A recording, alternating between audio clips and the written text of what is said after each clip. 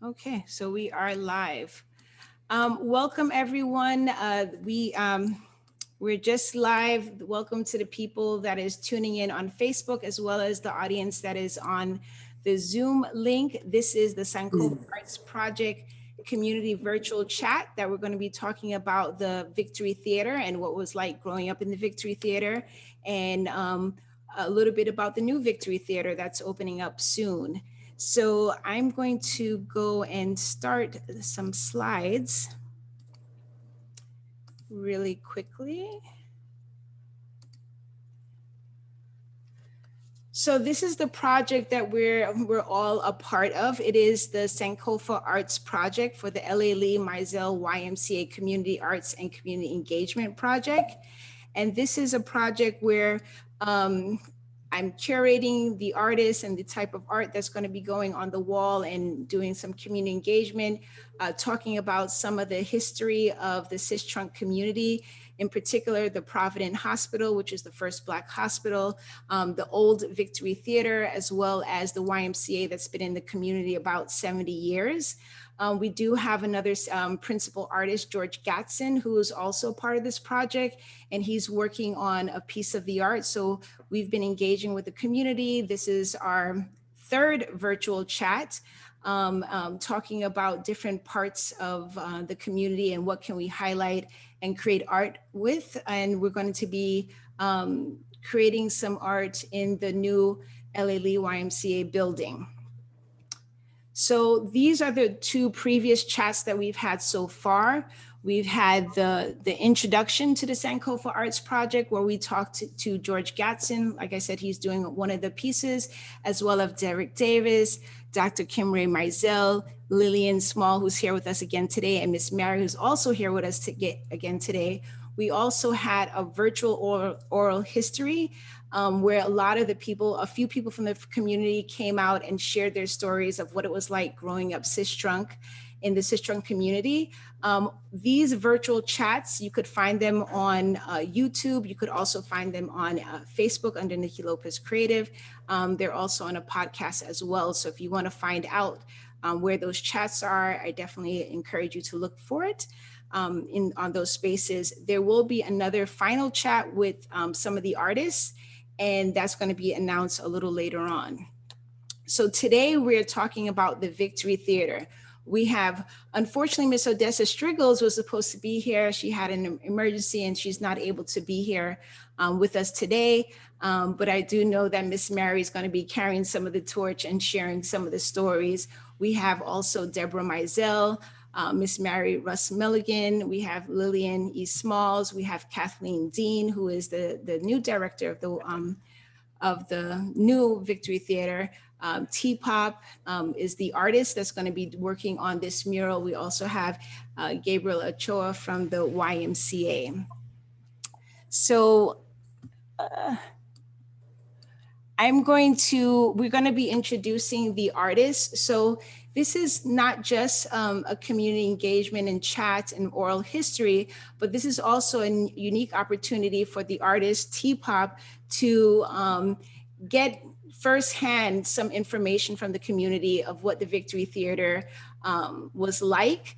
Teepop is a South Florida artist. She works in Miami and Broward, doing many murals and arts throughout the South Florida community. And she's going to be tasked with doing the mural for the history of the Victory Theater. So I have a few of her pieces to see a little bit about, what she does, some of her work, just to kind of give a little energy about what she does. And I'm going to stop sharing the screen for a moment to give Teepop a few minutes to talk a little bit about, introduce herself and talk a little bit about herself, or maybe some art or some of her process, and being, a part of this program. So Teepop, if you could share a few minutes. Hello, everybody. Well, my name is Teepop. I'm a Miami local artist here, and I'm really, really excited, but a little stressed about doing this project. That's why I'm here today, because I wanted to get more info. My process basically is just, you know, I like to gather as much info as I can. And I already started doing some things like putting pieces here and there about things like that. But I was finding that it was really, really difficult to just gather, I guess, imagery and what was of some importance to the Sixth Strunk area and back then. So hopefully tonight I can gather more info and add it to what I already have. Thank you, thank you. And then I'm going to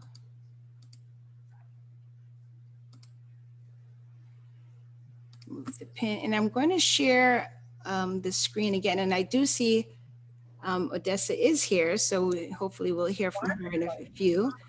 Let me share the screen again. And what I'm going to do is play a short video for the YMCA and have Cathleen Dean talk a little bit about the new Victory Theater that's coming up.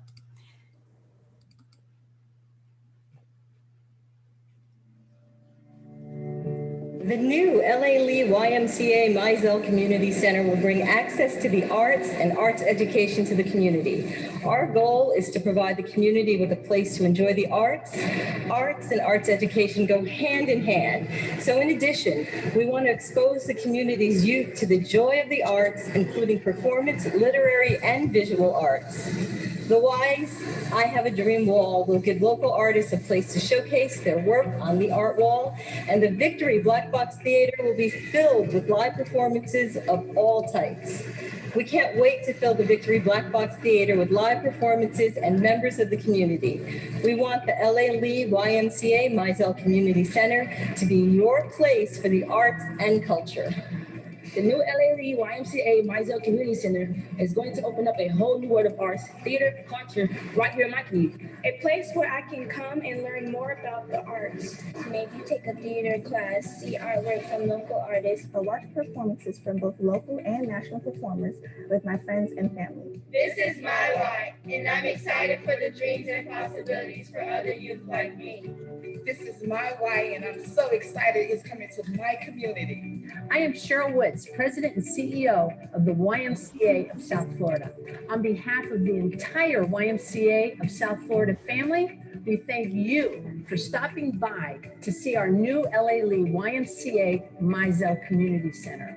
We can't wait to open and start serving the Sistrunk community. See you soon at the Y. I can't wait to see all of you.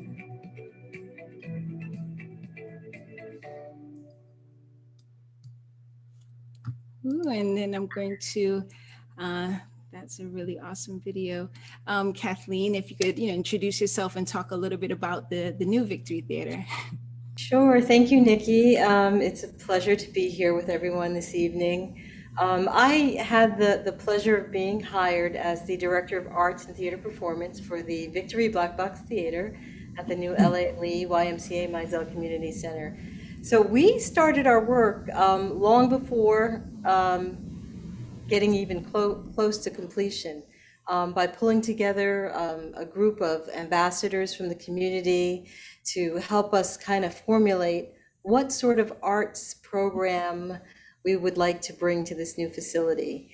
And meeting with the ambassador group over the last few months, we understand how important it is to keep the history alive and the legacy of all of the amazing people who've come through the community alive in our programming. So we're really excited as I start to build out the program with the team from the Y to focus on the legacy. So it's a real honor to be here tonight with all of these wonderful ladies. I can't wait to hear their stories.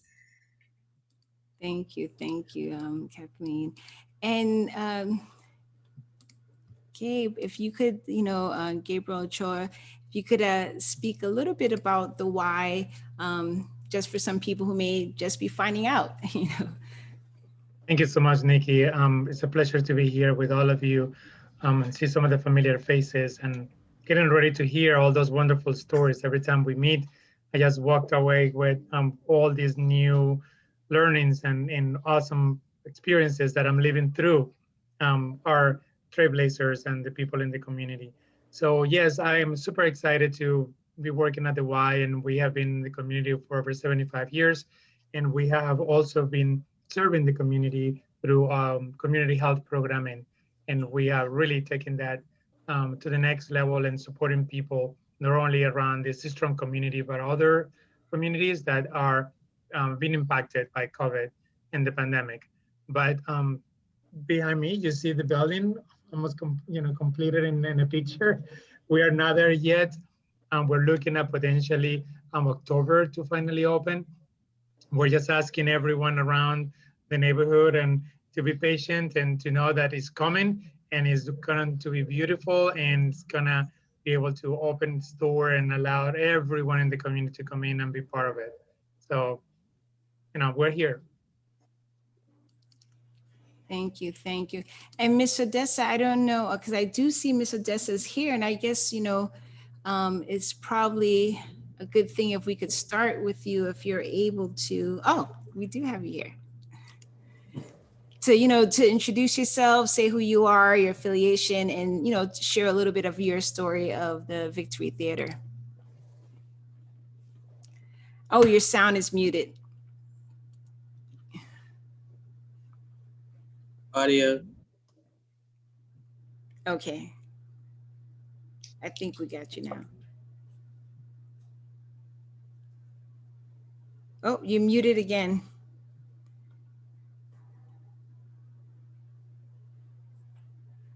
Can you hear me? Yes. Oh, great. Okay.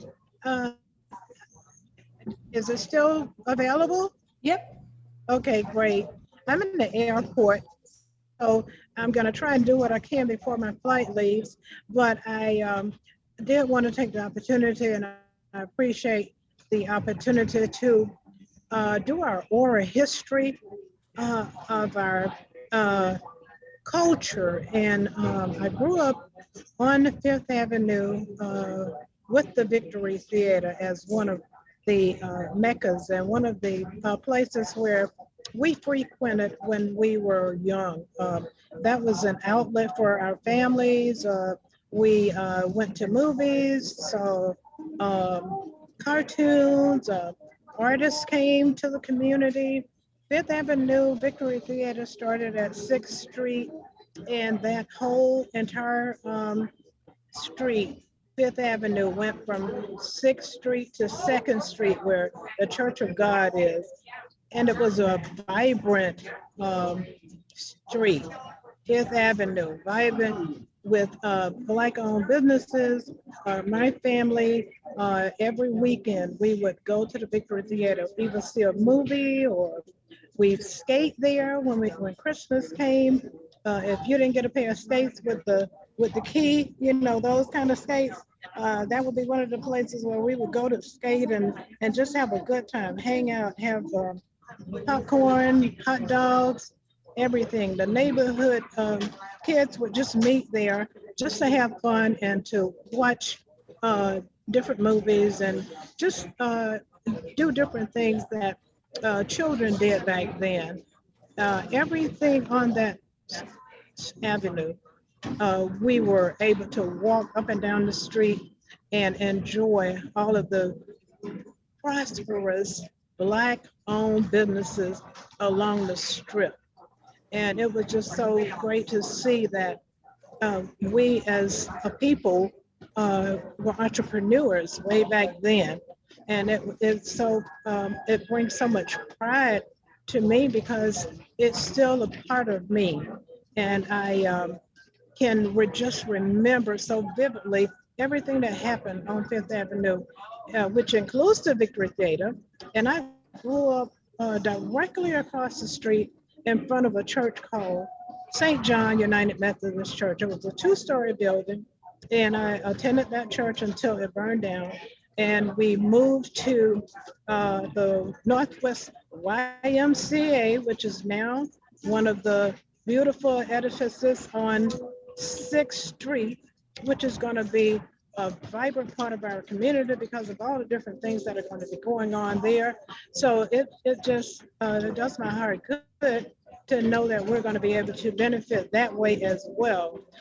So with that being said, other businesses as well. We had our dentist there, Dr. Bass. I stayed next door to Dr. Bass, next door to the Avant Beauty Salon, and to Mr. Willie's restaurant, where every Sunday the Indians from the Indian reservation would come and eat, and we'd be so excited when our families saw the Indians come with all their, their things that they wore. And it was just exciting to grow up there. It was so carefree, so fresh, and so innocent. And it still stands out in my mind because a lot of things happened on Fifth Avenue. And as I was signing on, I just saw something that disturbed me and I didn't know it. And I mentioned the Church of God.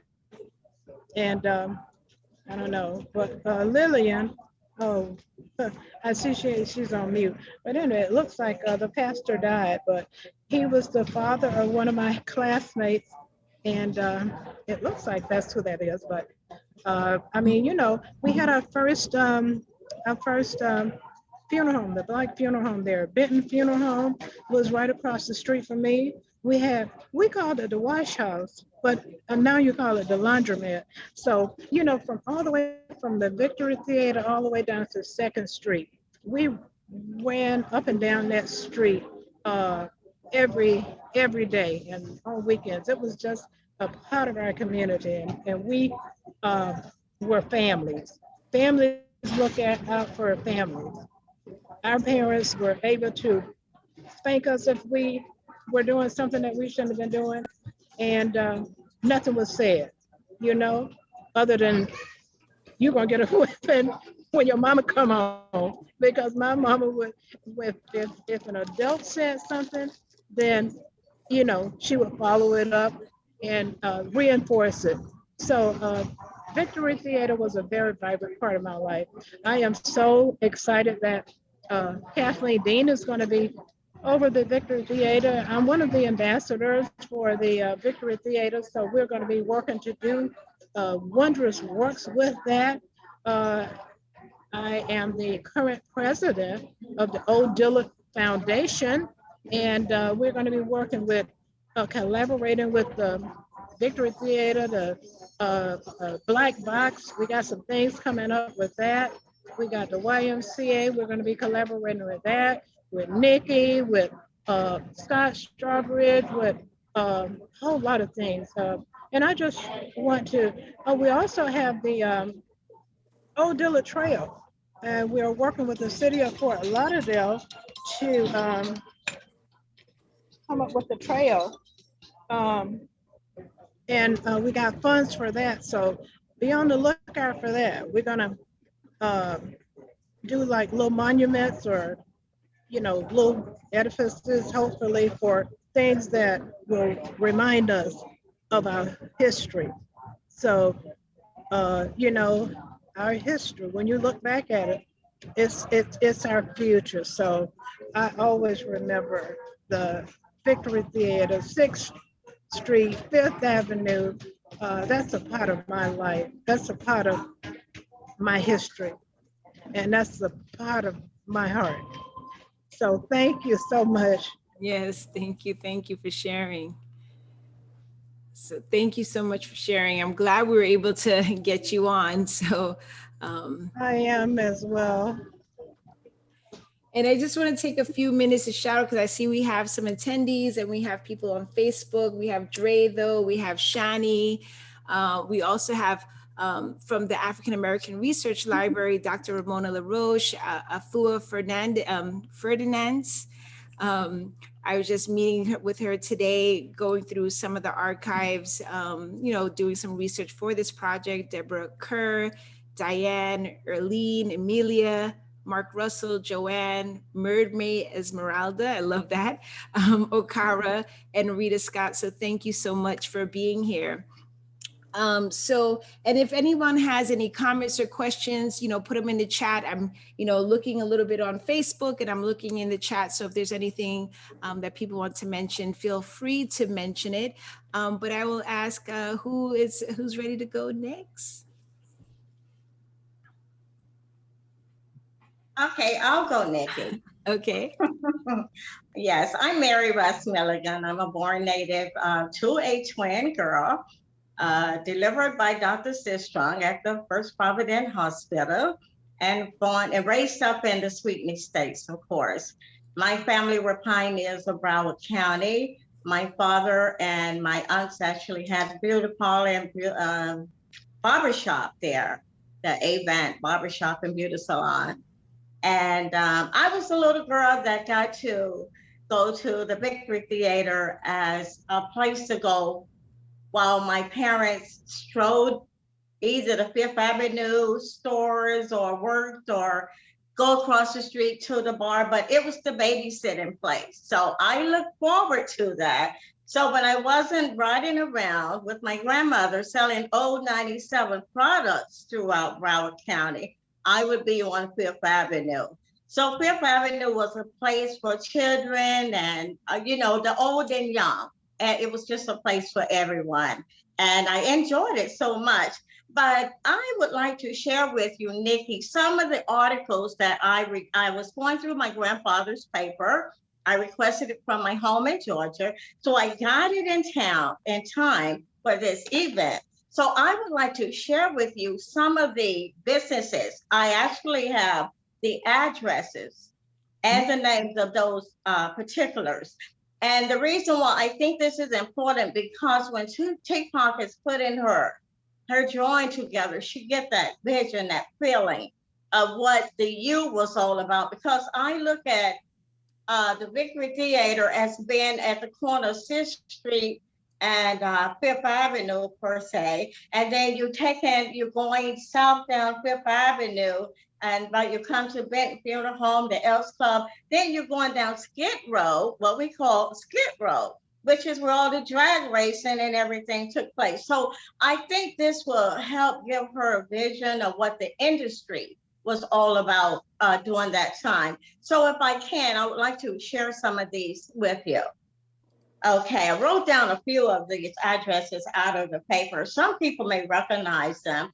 I have Richard's Bargain Store, 405 Northwest 5th Avenue, Leroy Morgan and Son Real Estate, 1408 Northwest 6th Street, Mike Holmes Landscaping, 213 Northwest 6th Avenue, the Windsor Club, which was the Powerball, and it was 25 cents at the door, and they stayed open till 10 p.m., and the property was by J.H. Hills Properties.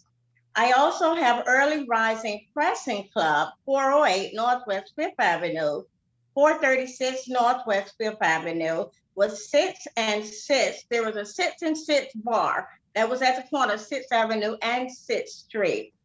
We have Nouveau Funeral Home. Now, this is kind of interesting here because Nouveau Funeral Home, they had one also in Miami. The address is giving 435 Northwest 5th Avenue. So we know Benton Funeral Home as being the oldest funeral home. So my question as a trailblazer is, I would like to know, is this the location of a previous funeral home before Benton, or where are we with that? So we have some history there.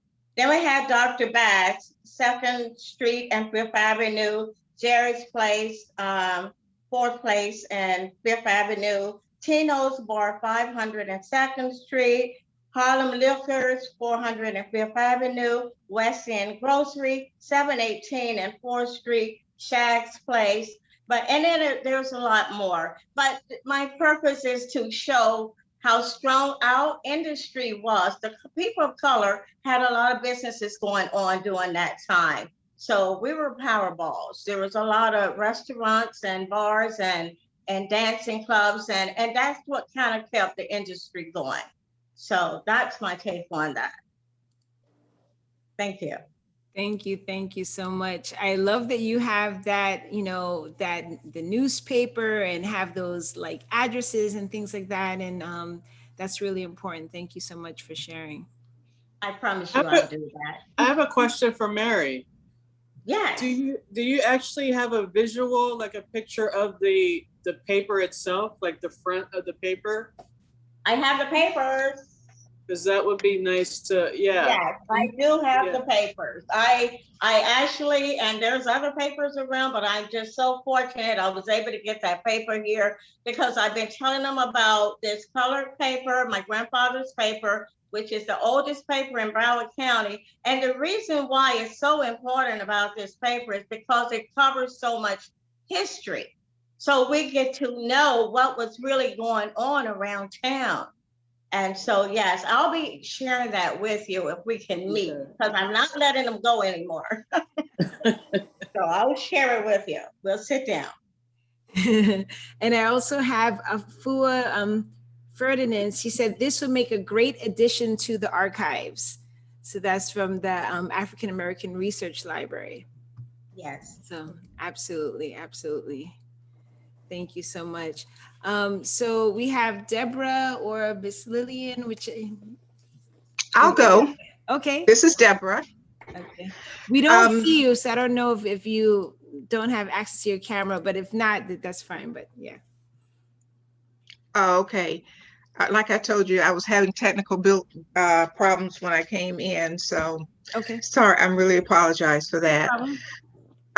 When I thought about this meeting, I had to think about it differently, I think, than everyone else, because as I stated in a previous meeting that we had, and for those that are online, I'm the daughter of Dr. Bondi Mizell, and I didn't live in Fort Lauderdale because my mother died when I was very young, but I was raised by her sister in a city in Dade County. But I came to Fort Lauderdale every other weekend to see my dad and to spend time with my mother's family on this end. And what I remember, and I put it almost like a walk through my memory, we would come up on a Friday night. That was the night to even get started going to the Victory. You came and you had dinner with the family, and everyone got their chores assigned to them. So Saturday morning, everyone got up, hit their chores. We worked, we did everything that we could, because the best part of the day was yet to come. We got to go to the Victory Theater because we did our chores. So we would you get dressed up, believe it or not. I remember getting dressed up. You take your bath and your shower and everything. And then my sister and I would start walking down 6th Street, because my grandmother owned Lewis Cafe. She's one of the first female licensed restaurateurs in Broward County. And we would have our little snack there. And then we would walk up 6th Street, headed toward 9th Avenue. And you would just see the people along 6th Street, slowly, people coming out of their home. And you know that everyone is headed east. Everyone's headed toward the Victory Theater.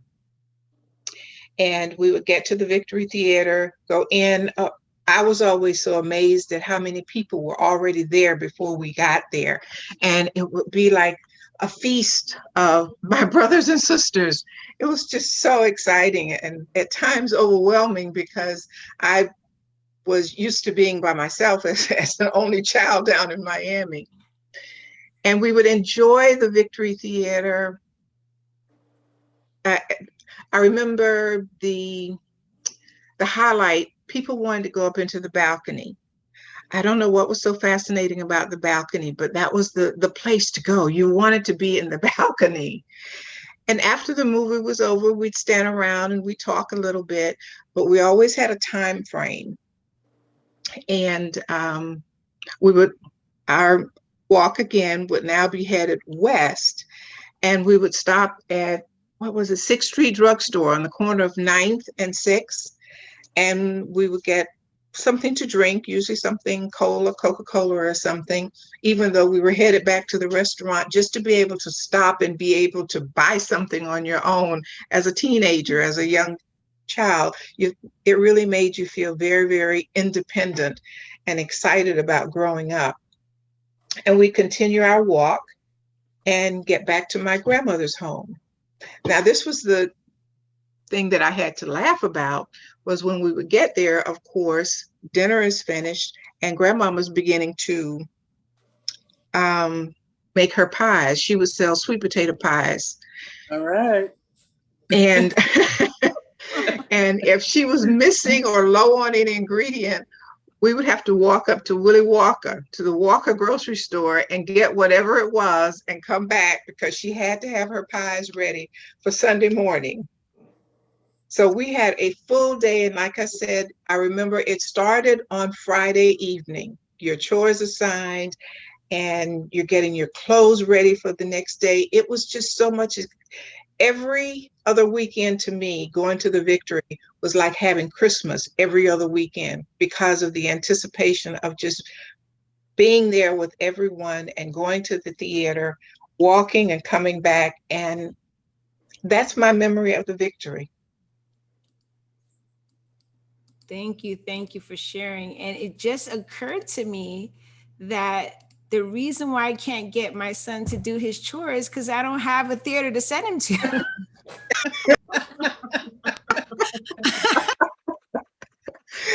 Gotta plan differently, Nikki. Oh my gosh. I say no electronics, he'll just take a nap, you know, he's just. No. Nikki, you didn't complete the chores, you didn't go to the Victory. Right. Nikki, I saw a question in the chat. Did you see it? Yes. So I have a couple of questions and comments. So we have Mark Russell saying, "Thank you, Mary. That story, that is a story that needs to be told. Also, I'm hungry for sweet potato pie. Where do we get one? Absolutely." And so these two questions, I think, well, Dr. Ramona was asking this question from when Miss Mary was talking. What is Old 97 products? Old 97 products were a product that, it was a product for everything, whether it was household or personal, your hair, liniment, health, or whatever it was. It was a private store that my grandmother used to have. She ordered all her Old 97 products, and we would have the car loaded up. The trunk would be loaded up. And every Saturday, we would go to all of her customers and she would deliver their products. So instead of people going out buying hair products and liniment and whatever their request was, they would call her up and she would get those products. And that was also a way that she would recruit members to come to my aunt's beauty salon, where she would wash hair after she finished selling Old 97 products. So it was a product of everything. And, you know, a lot of people back in that time, Blacks did not have access to driving. A lot of them didn't have cars. So this was a way that they got their things. My family was more fortunate, you know, so it was a good thing. And I'm so grateful now. I hated it then, but to be able to sit back now and tell the story and see what a wonderful industry it was during that time, it's really good. We really should have something like that going now. And Old 97 products can be Googled, because I Googled it. So you can Google it and probably get the history of it. You can also order some of the products. They made a lot of hair products. Right. And like you said, liniments and things. And if it was a liniment, it was not going to smell very good. That's what I remember. Yeah. And I see someone said that it's like Watkins. I remember the Watkins products as well. And all of that reminds me of Madam C.J. Walker and how she started. That's with right. The products. So that's exactly what happened with that. Yeah, and I see Gabriel said, pioneer of home delivery. Yeah, absolutely. Yes. And we Absolutely. have Vicky Rosenthal on Facebook saying, great experiencing your memories. Thank you for being here. And we do have another question from Dr. Ramona. It said, what was the capacity of the Victory Theater? I don't know. I don't know if young people even paid attention to capacity, because if you could get in, you were in. They didn't have a capacity limit at that time. And I think we had to sit, didn't we have to sit upstairs? Yeah, the balcony. Yeah, in the balcony. Okay. Right. So it probably if you was could get in, you were in. There was no capacity that I know of. Exactly. I keep hearing about the balcony comes up a little bit. Yeah. But I'm wondering if there were any love stories. Did anyone have their first kiss in the balcony? Ah. I ain't telling. I think Kathleen's trying to write a movie. Yeah, that would be interesting to find out. Yeah. That would be. Absolutely. You're right. Maybe we can put something on Facebook in reference to that and have residents chime in on that. And I also have some other history about the Victory Theater on Facebook, and share your memories of the Victory Theater, and that way we'll uncover a lot of other history, that we're probably not revealing here. So yeah, I feel like once we start putting it out there, there's going to be people to come out the woodwork. Oh, absolutely. Yeah. Wait a minute, you forgot this point. Thank you for getting on board now. Yeah. So absolutely. yeah, absolutely. Right. Oh, so we have Mark. He said, Old 97 Company is located in Tampa, Florida, United States. Is a part of the personal care product manufacturing industry. Old 97 has 100 total employees across all its locations and generates $6 million in sales. Yeah. Oh, Yeah. wow.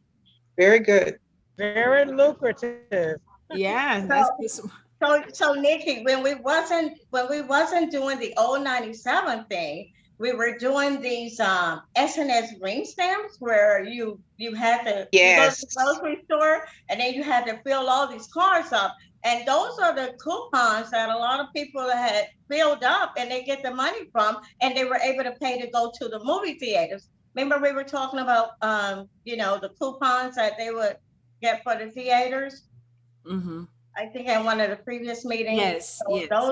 That's how that was being done.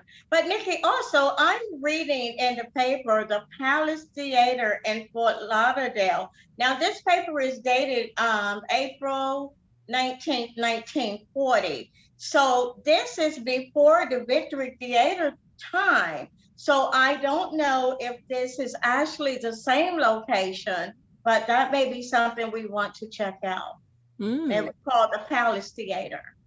Okay, nice. What was the address, Mary? Did it say? I'm actually trying to see if there's an address. I have the movies that were showing, but I don't see the address on it. Because I remember the Palace Theater, so it was still there,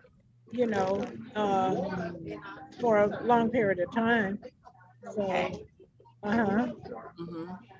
yeah. And that was great. Oh, you go ahead. Okay. I see Diana John said, Mary, I remember those cards.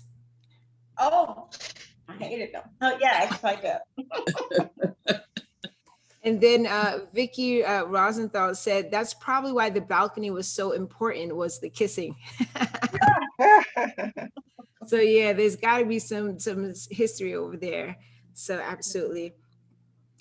So Miss Lillian, last but definitely not least, Miss Lillian. Yes. Yes. I've been waiting patiently. Hi, Hi, how are you? I saw that smile on your face, Lillian. Okay. Deborah has my mouth. Deborah has my mouth watering for some of her grandmother, Miss Caroline. I know Miss Caroline's sweet potato pies. And Odessa has me thinking about those Union 5 roller skates that you could separate. And we skated and skated and skated until maybe March. Then we pulled them apart because you could extend them to make them longer for bigger feet or longer feet. And there was a little screw there. And of course, like you said, there was a little screw a little key for the skates. And about March, after you gotten your skates for Christmas, about March, you were just tired of skating. So you took them and you tore them apart and you banged each part onto a piece of board. And I am sure those toy companies came into the Black neighborhood and found out how to make those skateboards. Yeah, those scooters that we used to make. Yeah. You would take the back part of the skate. That's right. And the front part and wood. attach them to a piece of wood. That's and right. then we get us a long handle and attach it and use it as a scooter or whatever. A scooter, yeah. Yes, and but don't step on our feet. Don't step on my foot with that. I don't have very many early memories of going to Victory Theater. For one thing, in growing up here, most of the Bahamians lived on the east side of 7th Avenue. And I'm African American from parents from Georgia and North Florida. And we lived on the west side of 7th Avenue.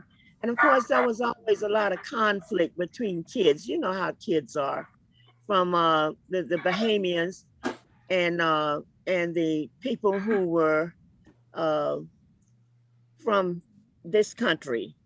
There was always a lot of conflict going. Most of my memories for Victory Theater come as an employee.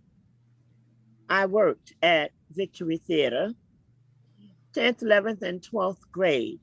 I worked in the ticket box and also behind the concession stand.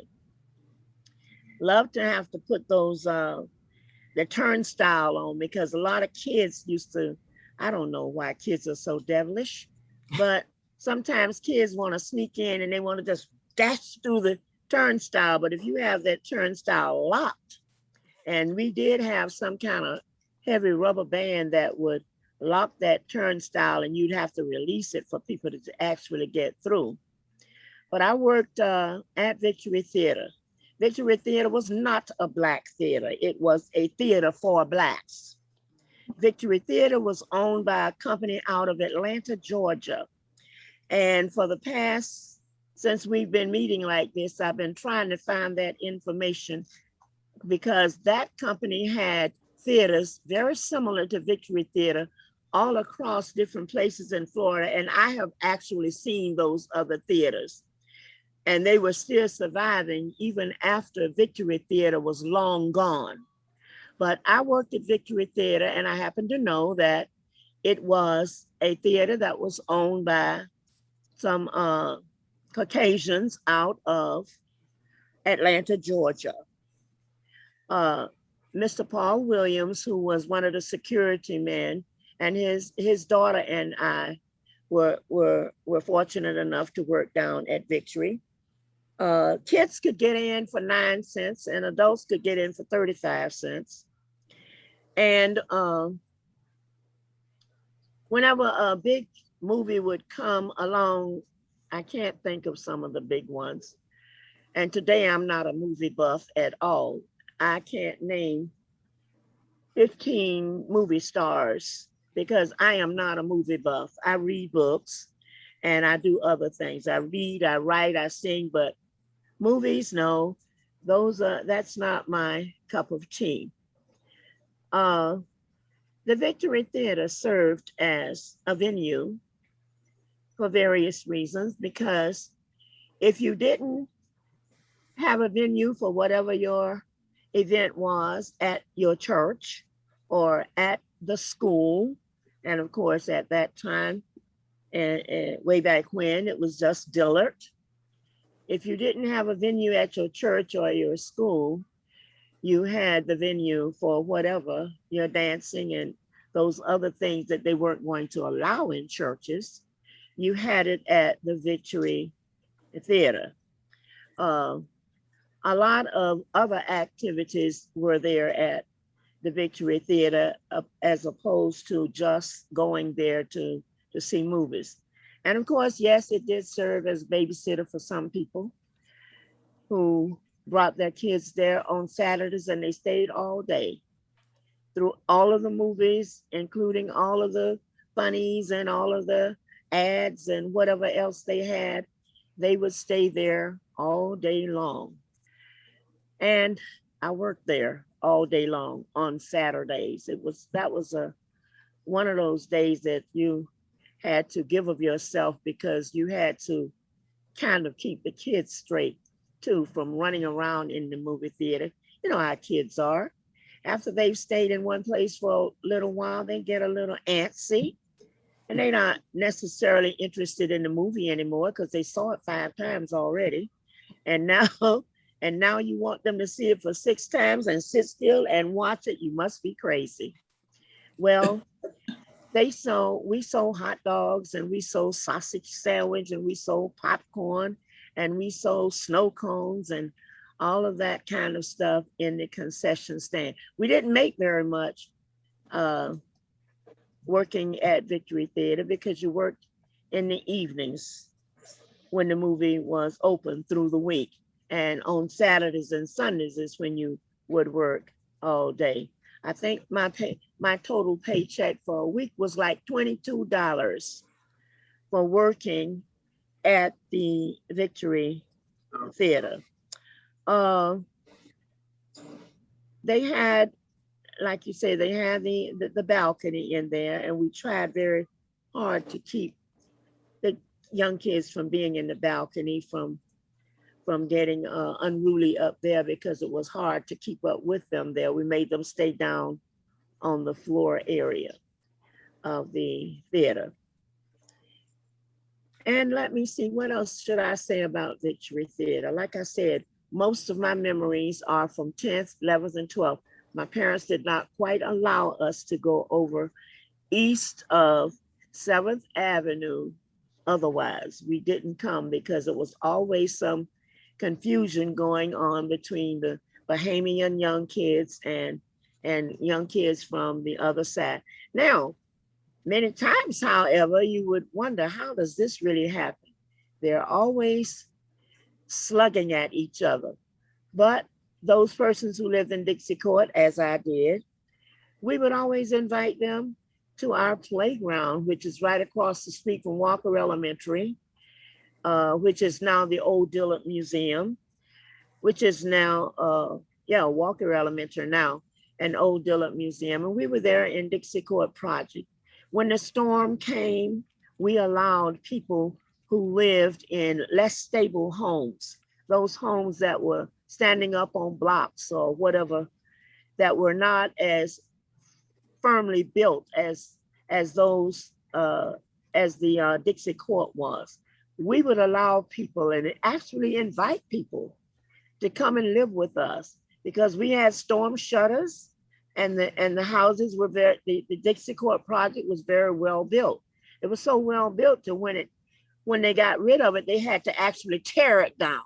And that was a whole lot of years. And that was just more recently, within the last, 10 years, I guess, when they rebuilt it to the Dixie Court Apartments. Dixie Court Projects came about in 1938-39. I was born in 1941. So I grew up in Dixie Court until I moved to where I am now. And I've been here at this address since 1953. And I am a native of Fort Lauderdale, which I did not say to begin with. I was delivered by Dr. Sis-Trunk, and I spent 10 years working for Deborah's father, Dr. Von D. Mizell. And like I said, I worked at Victory Theater, and I also worked at Providence Hospital. And I used to be on the board at the YMCA. So in terms of all of these things that you're gathering together in one spot, I was a part of all of those things. At Dixie Court, at the YMCA, at Providence Hospital, at the Victory Theater. As a matter of fact, I did different things at Providence because I did teach adult education. I am a certified teacher, a retired certified teacher. I had my last meeting as the president of the Broward County Retired Educators Association on today. My last meeting as the president, I was finishing up my 2-year presidency on today. I'm tired. I'm really tired.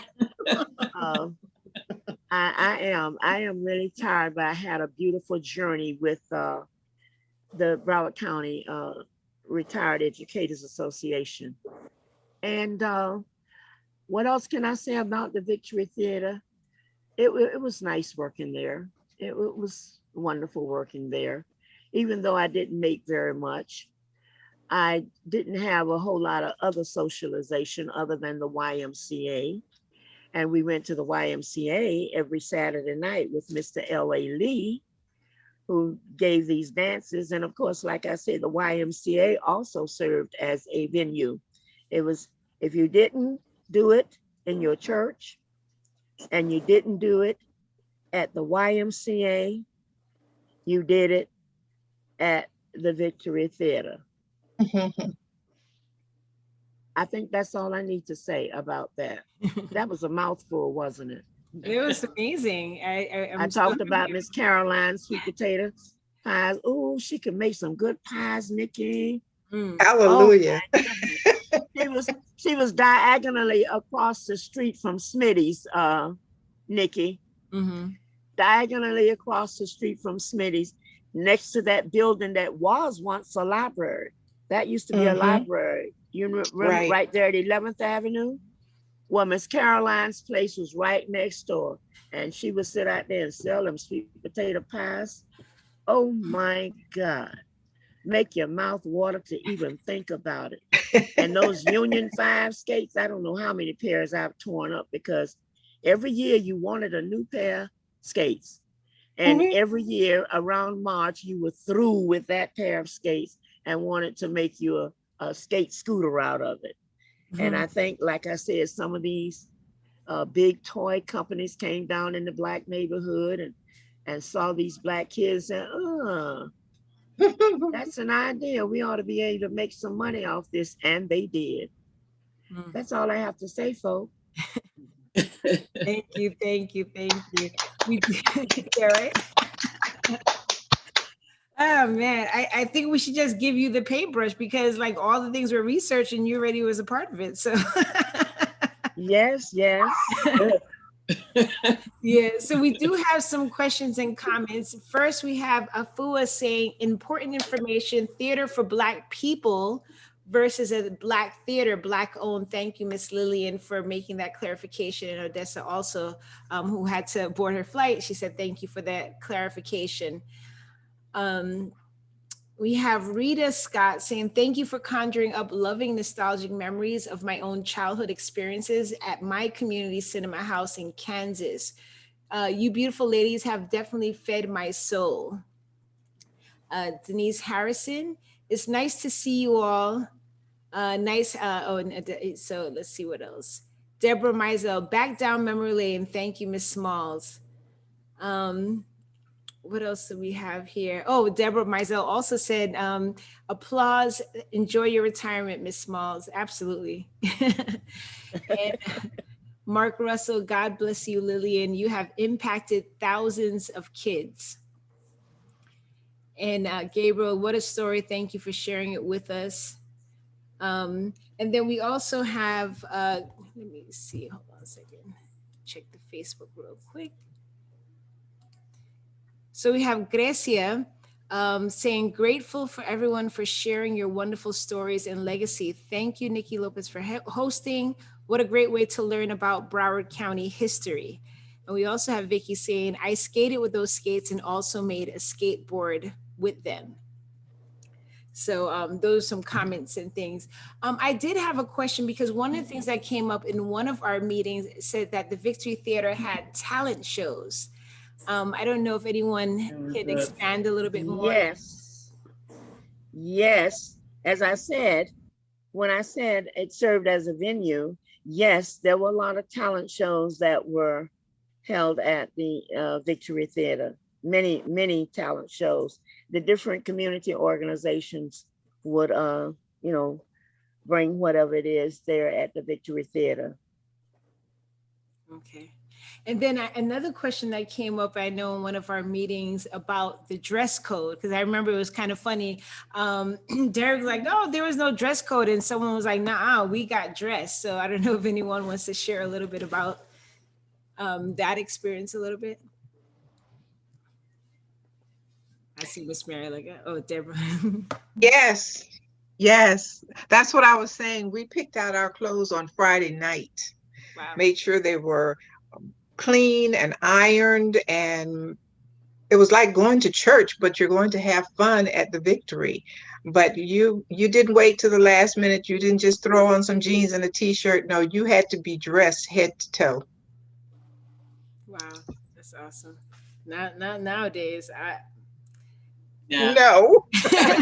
My iron is literally older than my son because it doesn't get used. It's like, oh, is it something important? A funeral, a wedding? Okay. At least you have one. Yeah. Yeah. Absolutely. I don't know if we have any other questions, or Teepop, do you have any other questions? Yeah, I wanted to know, were there concerts here at the Victory Theater? Like big name performers that would come there and perform, or? All of that was going on Fifth Avenue. Yeah. That was the strip for all the entertainment. Okay. And I know what came up one time that they said there was a jazz book that included a lot of the musicians, but yeah, it would be interesting to see. But I guess that's like expands outside of Victory Theater, because like you said, it's on Fifth Avenue. Okay, so I think, oh, let's see. Mark Francis, this is awesome. Thank you all. I'm amongst royalty. Please be more visible. Absolutely. Erlene Horn, this was a great, and I loved you all taking me down history's memory lane. Thank you to all the panelists. Denise, it's amazing when you look at the size of Fifth Avenue today, and I can't even imagine all the happenings that went on in this tiny little street. Nikki, I have a question for the panelists. So we definitely want to bring film back to the new Victory Theater. Were there any significant Black films that may have played at the old theater? Does anyone recall seeing Sidney Poitier or anyone? Harry Belafonte? My favorite was The Imitation of Life. So that was the first one that I saw there. So it's one of my favorites. Okay. Mark said, how about a show with Lillian, Mary, Deborah, Odessa, and all of the storytellers telling their story live and in person? We could serve sweet potato pie. I don't like that. Mark, I don't mind making the sweet potato pie, but I doubt very seriously that it would challenge Miss Caroline's pies, because they were just so scrumptious. But I can make some that you could live with. You could live with. It won't kill you. Oh no, I think we gotta test that spirit. Yeah. I need some sweet potato pie. I had a question for Lillian. Can you tell me the color scheme of the theater inside? Like, was there certain colors that it had inside that you remember? No, nothing. Just a dull, dark color inside. That's all. Okay. I remember that, there were 2 aisles, And, you know, a smaller aisle, about like you see in, well, like you used to see in churches, where you have the big aisle with a lot of seats in it, in the middle, and then you had the aisles on either side. Yes, but no, there was no fancy color scheme about that theater. Okay. And I know in one of our meetings, Derek had brought up that the Mizell Community Center had a lot of events. So, but I guess it's like, okay, if it wasn't at the Victory, it's at the Mizell Center. So I'm wondering if we have anything on that. Oh, interesting. So Mark asked, did any white people attend Victory Theater? I never saw any. I never saw any whites. Not while I was in the ticket box. I agree.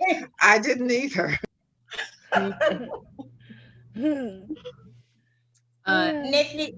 Nikki? Yes.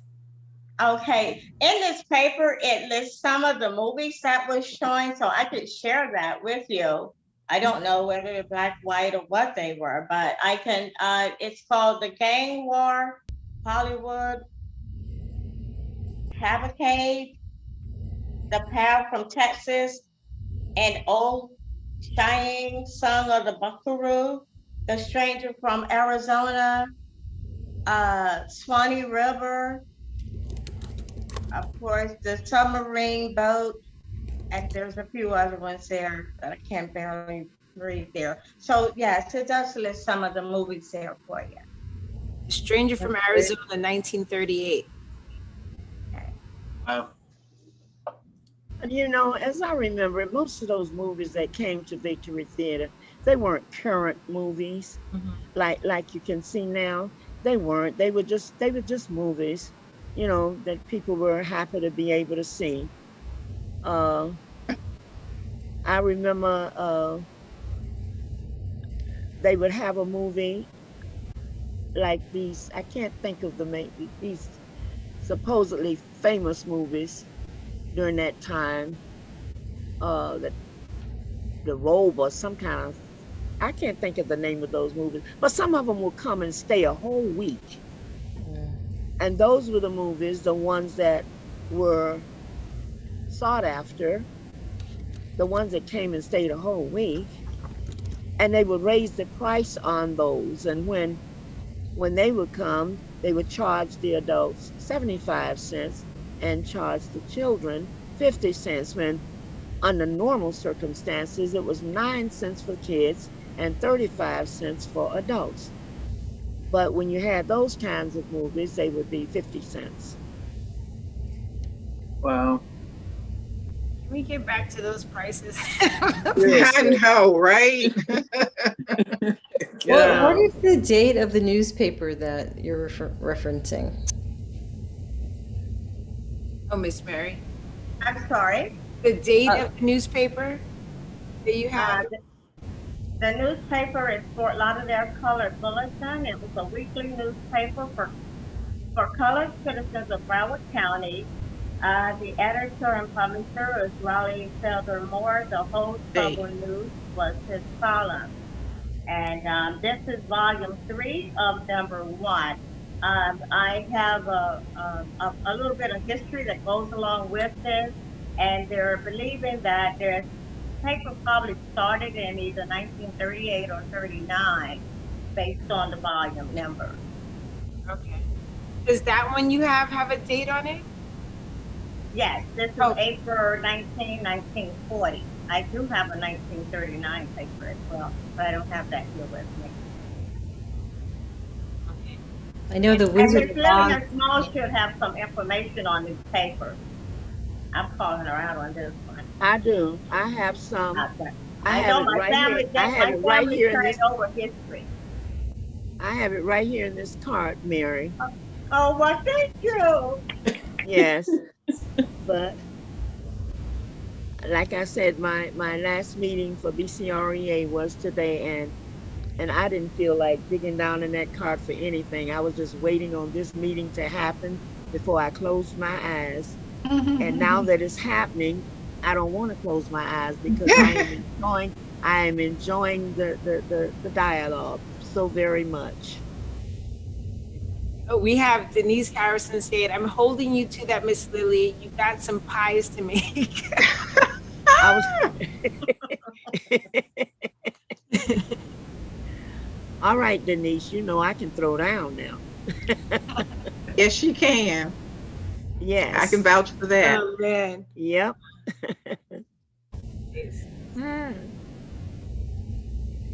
Oh, let me see. I think there's another question. I see. Oh, what was the name? Oh, Dr. Ramona is asking about the name of the paper. I know you mentioned it earlier, but Fort Lauderdale Color Bulletin, and the editor's title was always The Whole Struggle Today. And he was a very spiritual man, so his editorial was always about either the church or families and things of that nature, education. Thank you. I don't think we have any other questions, but I feel you, Mrs. Lily. I was waiting for tonight, and now I'm just like, oh, this is such a nice vibe, but I definitely don't want to keep everybody longer than we need to. Well, this was a nice vibe. I totally enjoyed this stroll down memory lane. I have a more of an exciting idea of what happened on Sistrunk and in the community back in the day. Thank you, guys. This was very enjoyable. Yes, enjoyable, educational, entertaining. It was refreshing. Yes. And refreshing. And then anyway, Ramona said she didn't hear the name. Fort Lauderdale Colored Bulletin. Miss Lillian, you have that paper. Tell them what it is. You're doing okay. Oh. I don't want to steal your thunder. That's your granddaddy. I'm not the only trailblazer on this panel. Yeah, but that's your grandpa, so I don't want to steal your thunder. And I'm going to put into the chat because I see I got an email about an event, the YMCA Zoom event. Oh, that's right. That just started. So if anyone's interested, I did put a link in the chat. It says, join us virtually for special live event supporting National Drowning Prevention Month. So it's at 7:30. So it just started about 10 minutes or so ago. And there's a Zoom registration link. It's with Swim for Jenny. So, yes, actually, Nikki, this is for it's a fundraising and also an awareness for drowning prevention. Unfortunately, due to COVID, there were many drownings, way more than have been in the past.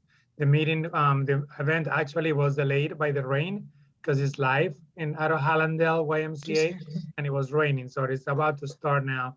If you want to move from this event to the next. Okay. Gabe, thanks for the invite, Gabe, but I'm so sleepy. Yes. We'll talk, Gabe. Yes, you know I absolutely. love you. So thank you all for being here. For those who are on the Zoom with us, thank you so much for joining us, for tuning in, for asking questions, for for sharing comments. The people on Facebook, thank you so much for joining us. This video will be on Facebook under Niki Lopez Creative. I will also give the videos to the Y, so eventually it should be on one of their platforms as well. But you can find it right now on the Facebook. It'll be later on the YouTube. I think it's like Niki Lopez 19. It'll be on the YouTube, but eventually all of these videos will make its way to the Y, and hopefully working with just starting a conversation with the African American Research Library to see, and also History of Fort Lauderdale to see these conversations can be archived there as well, because these are important times. Thank you, Teepop, so much for joining us tonight and being a part of this, and everyone, Kathleen, Gabe, Miss Mary, Miss Deborah Mizell, and Miss Lillian Small. Thank you so much for being here. Gabriel said, thank you to all sharing your stories tonight. So yes, I think it's definitely important to create as many of these spaces that we can, and doing it virtually, it brings it into like, modern times, if you will, in terms of like another way of archiving. Someone somewhere down the line could find this video on YouTube. A lot of young people, they're on social media. My son lives on YouTube. So when we're able to get these stories from our elders, from our community, from the people that experience them, and bring it to new technology, we're able to keep that story going a lot longer. So I really appreciate everyone being a part of this. We have Amelia. Oh, Afua said, I loved it, web archiving. Oh, yes, absolutely. Thank you. I see some comments. Joanne, thank you for the stroll back down memory lane. What a history. Deborah Mizell, thank you for everyone for a memorable evening. God bless and stay safe. Dr. Ramona, many thanks to all. Remain blessed. And Amelia of the Y, what amazing stories, really bring life to the history. Thank you so much for sharing. So that is about it. Again, this is a part of the Sankofa Arts Project, where we're taking the history of the community, some of the history as a community, and creating art that's going to be in the new YMCA building. It's going to be a 4-story building. Gabe has it in his background. So that's where it's going to reside. And can't wait to see what Teepop does with this beautiful mural. I know she's going to blow it out the park. And so I'm just really excited. You've seen her work. There's a link to her Instagram, and she's on Facebook as well. And I'm going to say that's it for me, and everyone enjoy your evening.